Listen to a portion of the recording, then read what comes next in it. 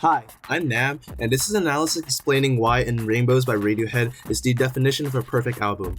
I've always wanted to have a discussion about this record with interested music listeners who didn't know where to start when diving into Radiohead's diverse discography. The few videos or articles that cover In Rainbows mainly talk about its innovative album release that Radiohead managed to pull off for it in 2007, where listeners could pay any amount of money they wish in order to download the album. While it's cool and all, it kind of defeats the purpose of the music itself. The title In Rainbows represents the common goal, the desire to get somewhere that you're not. We have this urge to always do something different, to improve ourselves and not stay in the same habit for long. What makes our time here on Earth so valuable is that there's not enough of it in order to explore new things, which makes life itself precious. We have to make the most out of it in order to completely fulfill ourselves. Tom York, lead man of the band, expressed how it was much more about the fucking panic of realizing you're going to die, and that any time soon I could possibly have a heart attack when I next go for a run. What makes In Rainbows so special is that it's human. Rather than tackling issues regarding our dystopian future due to our attachment to technology on OK Computer or exploring electronic sounds and rock on Kid A, it'll cover themes based on love and lust, hopelessness and depression, life and death. While In Rainbows may not be as innovative as OK Computer or Kid A, its warmth, universal relevance, flawless instrumentation, raw emotional depth, and cohesiveness easily puts it at the top for me and for many Radiohead fans as well. 15 Step kicks off the record with an energetic electronic drum pattern that alternates between the 4/4 and 5/4 time signature. The lush guitars with a descending bass riff provides an organic environment for the rest of the album. It's a surprisingly fun and happy opener for Radiohead, which might sound like a contradictory sentence, since Radiohead is mainly known for making sad, depressing music, until we take a further look at the lyrics. Tom is actually having a conversation with life itself. He asks questions like, how come I end up where I started? How come I end up where I went wrong? And he talks about life. You used to be alright, what happened? This just shows the common struggles of life. However, it may not be as bad as death. 15 steps is the approximate height of a long drop gallows in the UK where they would hang people. Lines with the word string support this, such as, first you reel me out and then you cut the string, and did your string get undone? 15 steps, then a sheer drop, finally confirms this. One by one, it comes to us all. It doesn't necessarily mean that we're all going to get hung, but the 15th step is simply a metaphor for the inevitability of death, no matter what we're going through. Bodiesnatchers contains such a raw energy that we haven't seen since the first record, Pablo Honey, all the way back in 1993. The song title could be based on a movie of the same title, where aliens took over the protagonist's bodies and became their hosts. Tom talks about a common problem we all go through with identity crisis. We try to be something that we're not and end up feeling completely dead inside. Lines like, I'm trapped in this body and can't get out, and they got a skin and they put me in, exemplify this. The moment of self-realization is at the end of the song.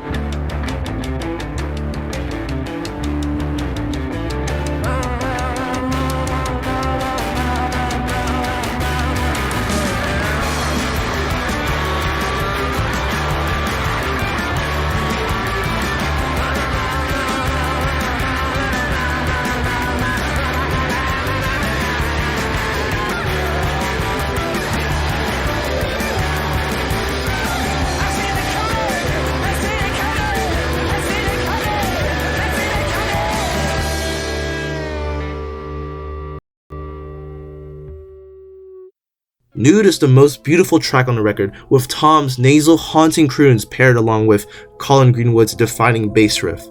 Tom talks about the things we look forward to in life with a pessimistic outlook. Don't get any ideas, they're not going to happen.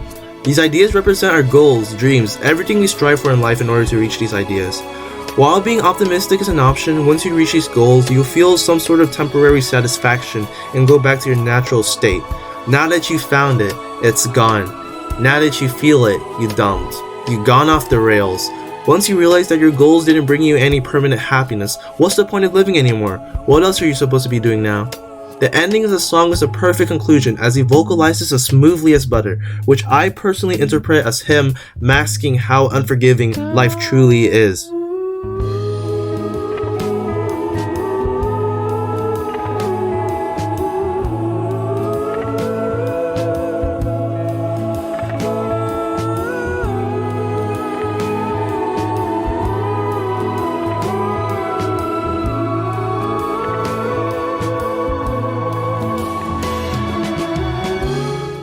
Weird Fishes / Arpeggi is probably the only true motivating song on the album.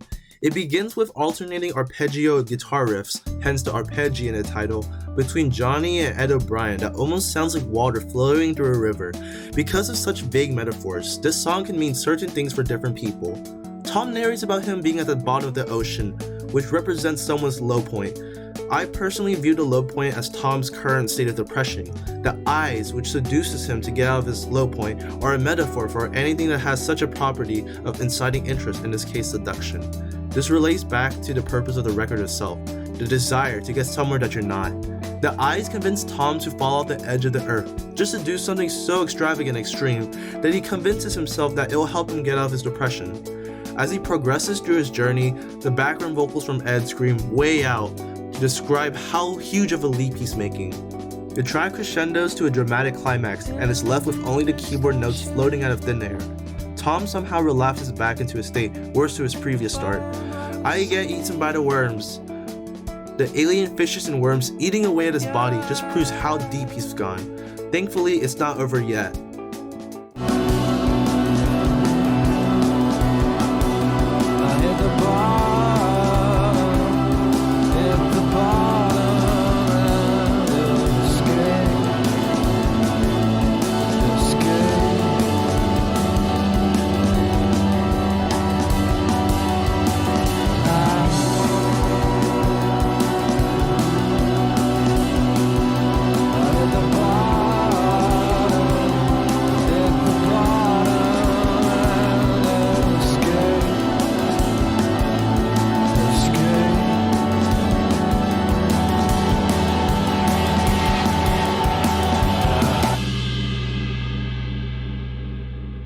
This triumphant ending tells us that even at our lowest points in life, we still have the chance to get out and emancipate ourselves, to move on and live happier lives. All I Need is a song about a girl that Tom desires.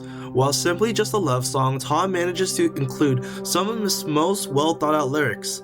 Metaphors such as "I'm the next act waiting in the wings," "I'm an animal trapped in your hot car," "I am all the days that you choose to ignore," and "I'm a moth who just wants to share your light," illustrate how little his love interest actually cares about him. This love interest isn't some random girl. They actually have known each other for a long time, shown through the line, "I'm in the middle of your picture."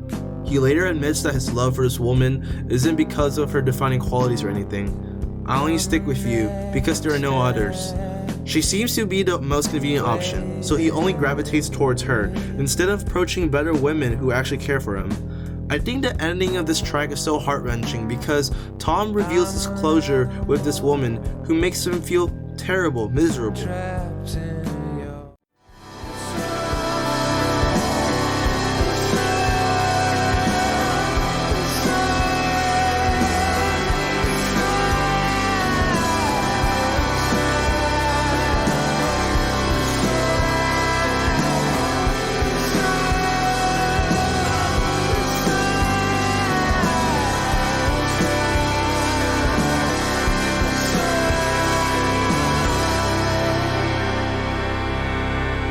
Faust Art cleanses our palette by adding finger-picked guitars with a gentle violin section, calming down the listeners after the chaotic ending of All I Need. Tom discusses the monotony of life, the repetitive patterns we go through every day.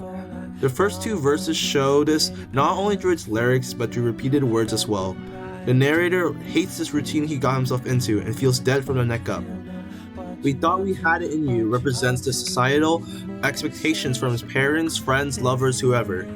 The line, "An elephant that's in the room is tumbling, tumbling, tumbling," shows how clear it is for the person to get out of his boring life. It ends abruptly with him telling his lover that he no longer finds their relationship tolerable enough. Reckoner is my second favorite song on the album. Its bustling percussion with a shaker, tambourine, and cymbals easily makes it the most human-like song on the album. Tom delivers his best vocal performance in my opinion. The Reckoner is sort of the Grim Reaper, but more in a positive way.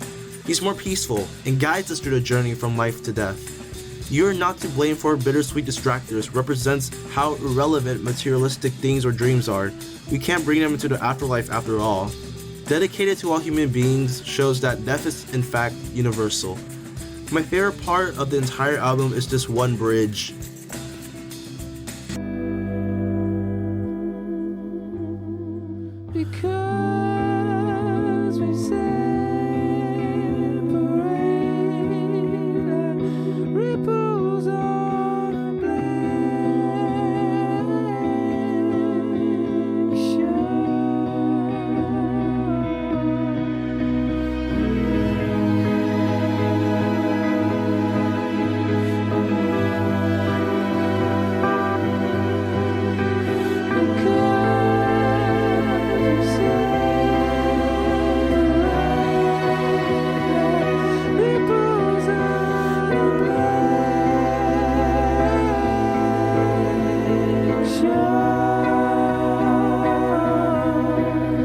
Because we separate like ripples on a blank shore references the never-ending cycle of life and death, human existences ending continuously and ceaselessly like waves breaking on a shore. During the bridge, you can also hear the background vocals whispering in rainbows at 249, the golden ratio of the album itself. The ancient Greek mathematician Euclid, who first defined a golden ratio, was an aesthetically pleasing proportion within a piece, a mathematical constant. The golden ratio is calculated as approximately 1.61. In a work of art, it appears at 1 over 1.618, or about 61.8% of the way through. 2 minutes 49 seconds into Reckoner is 61.8% of the way through the album. While Radiohead themselves have said that it was just a mere coincidence, I've always wondered to myself how they can make something so complex that it could just simply be a coincidence. I think Radiohead wants us to believe that they're naive, but in reality, they've been planning all this stuff for their true loyal fans to find. House of Cards is the most straightforward track on the album. Tom wants to be more than just friends with this woman. However, she's already married and is currently happy with her matrimony. The House of Cards represents the fragile things that she's already built up in her life, her relationship with her husband, and her lifestyle. The narrator wants her to forget about her House of Cards and sweep them under the table. The denial part towards the end should just mean that while she's secretly in love with the narrator as well, she pretends that she's already satisfied with her current life. Jigsaw Falling Into Place is my favorite song on the entire album. It used to be nude, but then I watched the music video for Jigsaw and got completely mesmerized by Tom's raw emotions poured into the microphone. It's just about a guy and girl getting to know each other really well. They're at the bar, exchanging numbers and drinking, but not to the point where they're completely wasted. Once he gets back to consciousness, he realizes that he never reached the amount of progress he thought he initially had with this girl, shown in "I never really got there, I just pretended that I had." Words are blunt instruments. Words are sawn-off shotguns, shows the reality of the short-lived relationship they had together. The girl revealing her true emotions towards him now hurts him more than ever. I guess the Jigsaw Falling Into Place represents his realization that he never had much of a chance to begin with in the first place. I mean, just listen to his pain at the end of the song.